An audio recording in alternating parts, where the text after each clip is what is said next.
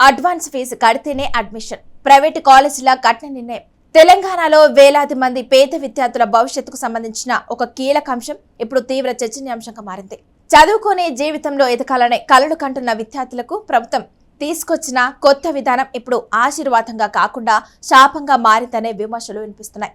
ఒకప్పుడు fee reimbursement పథకం ద్వారా ఉన్నత విద్యను అందుకున్న పేద కుటుంబాల పిల్లలు ఇప్పుడు కాలేజీ గడప దాటాలంటే ముందుగా లక్షల్లో ఫీజులు చెల్లించాల్సిన పరిస్థితిని ఎదుర్కొంటున్నారు. దీంతో వేలాది మంది విద్యార్థులు తమ చదువులు కొనసాగించలేక ఆందోళన చెందుతున్నారు. ప్రస్తుతం రాష్ట్ర ప్రభుత్వం తీసుకొచ్చిన జీవో నెంబర్ 8, జీవో నెంబర్ 9లపై విద్యార్థి సంఘాలు, తల్లిదండ్రులు తీవ్ర అభ్యంతరాలు వ్యక్తం చేస్తున్నారు. ఈ కొత్త విధానం ప్రకారం ఫీజు రియంబర్స్మెంట్ డబ్బులు నేరుగా విద్యార్థుల బ్యాంకు ఖాతాలో జమ చేయాలని ప్రభుత్వం నిర్ణయించింది.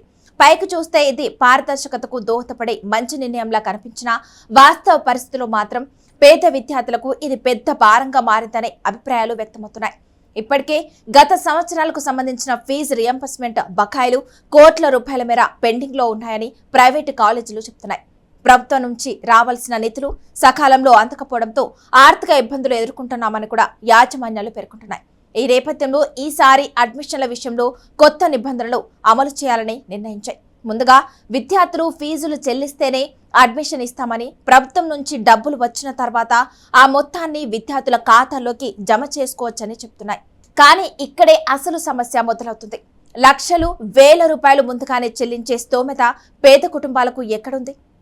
రోజువారీ కూలి పనులు చేసి పిల్లలను చదివిస్తున్న తల్లిదండ్రులు అంత డబ్బును ఒకేసారి ఎలా సమకూర్చగలరు?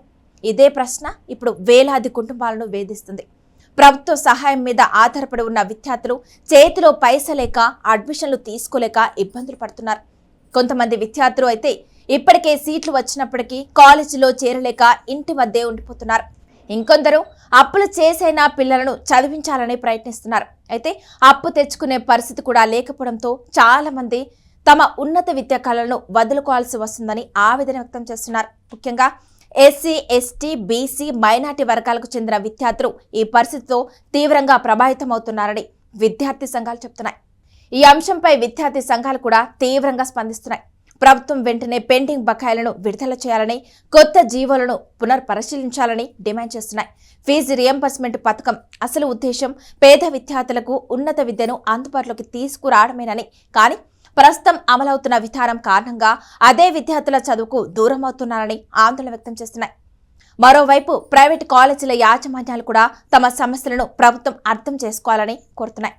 ఎన్నో సంవత్సరాలుగా బకాయిలు పెండింగ్ లో ఉండటంతో ఆర్థికంగా తీవ్ర ఇబ్బందులు ఎదుర్కొంటున్నామని కూడా, ఉద్యోగులకు జీతాలు చెల్లించడం నుంచి నిర్వహణ ఖర్చుల వరకు కూడా అన్నింటిపై ప్రభావం పడుతుందని చెప్తున్నారు. అందుకే ఫీజులు ముందుగా తీసుకోవాల్సిన పరిస్థితి వచ్చిందని వివరిస్తున్నాయి. ఈ పరిస్థితి కొనసాగితే వేలాది మంది విద్యార్థుల భవిష్యత్తు ప్రశ్నార్థకంగా మారే ప్రమాదం ఉందని విద్యావేత్తలు హెచ్చరిస్తున్నారు. చదువు మధ్యలో ఆగిపోతే చాలా మంది యువత ఉద్యోగ అవకాశాలను కోల్పోయే ప్రమాదం ఉందని, అలాగే దీని ప్రభావం భవిష్యత్తులో సమాజంపైన పడే అవకాశం ఉందని చెప్తున్నారు.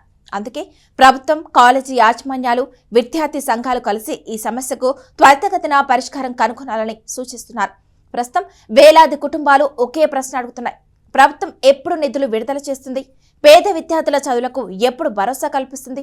ఫీజు రియంబర్స్మెంట్ పథకం కింద నిజంగా పేదలకు వరమా, లేక ఇప్పుడు భారంగా మారిందా? ఈ అంశంపై మీ అభిప్రాయం ఏంటి? ప్రభుత్వం వెంటనే జోక్యం చేసుకుని సమస్యను పరిష్కరించాలా? మీ అభిప్రాయాలను ఖచ్చితంగా కామెంట్ రూపంలో తెలియజేయండి. ఇలాంటి విద్య, ఉద్యోగాలు, ప్రభుత్వ పథకాల తాజా సమాచారం కోసం మా ఛానల్ను ఫాలో అవడం మాత్రం మర్చిపోద్దు.